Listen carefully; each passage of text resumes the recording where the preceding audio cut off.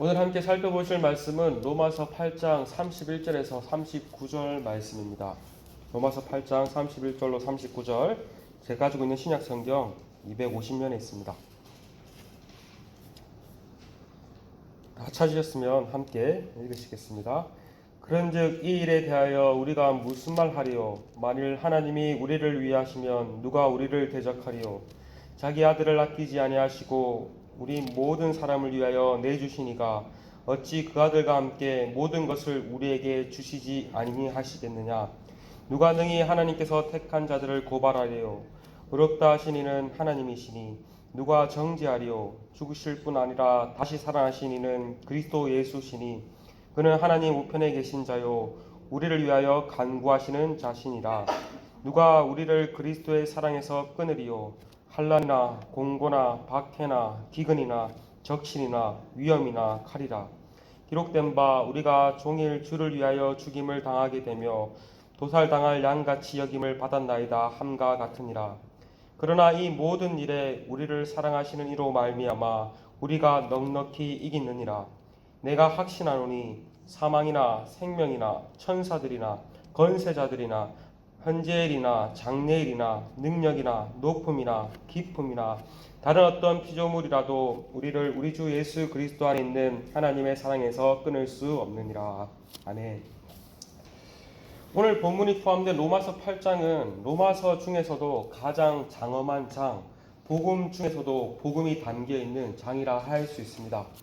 그래서 어떤 사람은 로마서를 반지의 비유를 하는데, 로마서가 반지라면은 로마서 8장은 그 반지 속에 담긴 다이아몬드라고 할 수 있습니다. 로마서 8장은 신자의 구원에 대한 확신을 가장 장엄하고 아름답게 표현하고 있습니다. 오늘 본문인 로마서 8장 31절에서 39절은 로마서 8장의 핵심이자 결론이라 할 수 있습니다. 바울은 질문과 대답 형식을 통해서 신자의 최종적인 구원의 확신에 대해서 힘차게 노래하는 듯 합니다. 먼저 바울은 누가 신자인 우리를 대적하겠냐고 묻습니다. 31절입니다. 그런즉 이 일에 대하여 우리가 무슨 말 하리요? 만일 하나님이 우리를 위하시면 누가 우리를 대적하리요? 누가 우리를 대적하리요? 라는 질문을 얼핏 읽으면 우리 신자를 대적할 자가 아무도 없다라고 생각하기 쉽습니다. 그러나 그러한 우리 신자를 대적하는 것은 많이 있죠. 35절을 보시면 신자에 대한 대적을 환난, 곤고, 박해, 기근, 적신, 위험, 칼 등으로 묘사하고 있습니다. 그렇다면 이 말은 무슨 뜻인가? 그것은 신자를 대적하는 세력들은 있지만 그러한 대적들이 결코 신자를 이길 수 없다는 말입니다. 비록 신자는 그러한 대적들로 인해 신음하고 고통받을 수 있습니다. 그러나 그 대적들이 우리 신자를 완전히 무너뜨릴 수 없습니다. 하나님의 사랑 안에서 끊을 수 없습니다. 왜 그렇습니까? 하나님이 우리를 위하시기 때문입니다. 하나님을 우리를 위하신다는 말은 하나님께서 우리 신자를 위해 싸우신다는 말입니다. 신자를 대적하는 세력들이 그 아무리 크고 강할지라도 하나님보다 크고 강할 수는 없습니다. 하나님께서 온 우주에서 가장 크신 분이요 가장 강하신 분이시기 때문입니다. 신자는 택함 받은 하나님의 자녀에게 하나님께서는 우리 신자를 항상 지키시고 보호하시고 신자를 위해 싸워 주십니다. 여러분, 이 사실이 우리로 하여금 얼마나 큰 소망을 줍니까? 신자로 살아간다는 것은 결코 쉬운 일만은 아닙니다. 바로 앞서 로마서 8장 17절에서 신자가 영광도 받지만 고난도 함께 받는다라고 말하였습니다. 흔히 신자가 되면 무조건 복받고 형통할 것이라 생각합니다. 맞습니다. 그러나 맞지만 이것은 반은 맞고 반은 틀렸습니다. 신자가 되는 것은 복된 일이기도 하지만 또한 신자로 살아가면서 반드시 치러야 할 대가 또한 있습니다. 그러나 우리가 기억해야 할 사실은 그럼에도 불구하고 하나님께서 우리와 함께 하시고 우리 대적들을 위해 싸우신다는 사실입니다. 결코 신자는 홀로가 아닙니다. 하나님이 우리와 함께 하십니다. 세상 끝날까지 우리와 함께 하시고 우리를 끝까지 붙들어 주실 것입니다. 이것이 신자의 복됨이요 신자의 영광이요 우리가 어떠한 상황 속에서도 낙심하지 않고 소망을 품을 수 있는 근거가 되는 이유입니다. 말하기는 오늘도 이 신자의 복됨과 영광 안에서 우리를 대신 위해 싸우시는 하나님을 의지하며 넉넉히 세상을 이기며 살아가시는 우리 모두가 되시기를 소망합니다. 이어서 바로 을은 두 번째 질문을 던집니다. 32절. 자기 아들을 아끼지 아니하시고 우리 모든 사람을 위하여 내주시니가 어찌 그 아들과 함께 모든 것을 우리에게 주시지 아니하시겠느냐. 하나님께서는 자신의 아들 예수 그리스도를 우리를 위하여 기꺼이 내어 주셨습니다. 그 결과 우리는 예수님을 통해 하나님의 자녀가 되었습니다. 하나님의 자녀가 되었다라는 말은 다른 한편으로 상속자가 되었다는 말입니다. 참 아들이신 예수님께서 받으실 그 상속자의 특권을 우리도 함께 누릴 수 있게 되었다는 말입니다. 바울은 에베소서 3장 6절에서 복음으로 말미암아 그리스도 예수 안에서 함께 상속자가 되었다라고 말하였습니다. 예수님의 그 부요가 우리의 부요가 된 것입니다. 우리는 이 땅에서도 그 복됨을 맛보고 누릴 뿐만 아니라 죽음 이후 또 예수님께서 다시 오실 때 그 완전한 복됨을 누리고 맛보게 될 것입니다. 바라기는 우리를 위하여 아들을 내어주신 뿐만 아니라 그 아들과 함께 모든 부요를 주신 하나님을 찬양하며 나아가길 소망합니다. 이어서 33절은 세 번째 질문이 나옵니다. 바울은 누가 능히 하나님께서 택한 자들을 고발하리요? 라고 묻습니다. 고발은 법정에서 재판을 할 때 사용되는 법정 용어입니다. 사람들은 누구나 최후 심판대 앞에서 하나님의 심판대 앞에 서게 될 것입니다. 이것은 불신자들 뿐만 아니라 신자들도 동의합니다. 이것은 신자들이나 불신자들이나 다 하나님의 심판대 앞에 서게 될 것입니다. 신자라고 해서 하나님의 심판대를 피할 수 없습니다. 그러나 그 최후의 심판대에서 하나님께서 택하신 신자를 정죄하거나 고발할 자가 아무도 없을 것입니다. 신자들 또한 하나님의 심판대 앞에서 자신의 의로움을 내세울 만한 아무런 공로가 없습니다. 그러나 하나님께서는 이미 신자들을 예수님께서 이루신 그 의로움을 보시고 의인이라고 인정해 주셨습니다. 그리고 마지막 때의 심판대 앞에서도 우리를 의인이라고 인정해 주실 것입니다. 그렇기 때문에 누구도 심판대에서 신자를 정죄하거나 고발할 자가 아무도 없을 것입니다. 그래서 바울은 누가 능히 하나님께서 택하신 자들을 고발하리요? 라고 물은 것입니다. 여러분 그렇습니다. 우리 신자는 비록 하나님의 뜻대로 살고자 하나 여전히 날마다 죄를 짓고 살아갑니다. 아마도 우리가 평생 짓고 살아가는 죄를 쌓으면 엄청날 것입니다. 그것을 가지고 하나님의 심판대 앞에 선다고 생각해 보십시오. 얼마나 두려운 일이겠습니까? 그 누구도 하나님의 심판대를 통과할 사람은 아무도 없을 것입니다.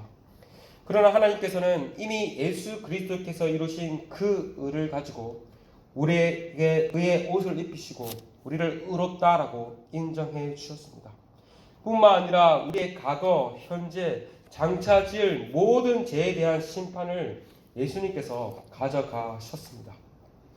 그러므로 어느 누구도 우리를 고발하거나 정죄할 수 없습니다. 그러므로 여러분 날마다 그 그리스도의 의를 앞세우며 당당하게 살아가시길 소망합니다. 바울은 계속해서 누가 정죄하리요? 라고 질문합니다. 34절입니다. 누가 정죄하리요? 죽으실 뿐만 아니라 다시 살아나신 이는 그리스도 예수시니 그는 하나님 우편에 앉아 계신 자요 우리를 위하여 간구하시는 자시니라. 예수님은 우리를 대신해서 정죄를 받으셨습니다. 근데 뿐만 아니라 예수님은 부활하사 하나님 보좌 우편에서 우리를 위하여 간구하고 계십니다. 지금도 여전히 참 대제사장으로서 중보 사역을 감당하고 계십니다. 예수님이 중보하시기에 우리를 정죄할 자는 아무도 없습니다. 앞서 바울은 8장 26절에서 성령께서 신자를 위해 친히 간구한다라고 말을 했습니다.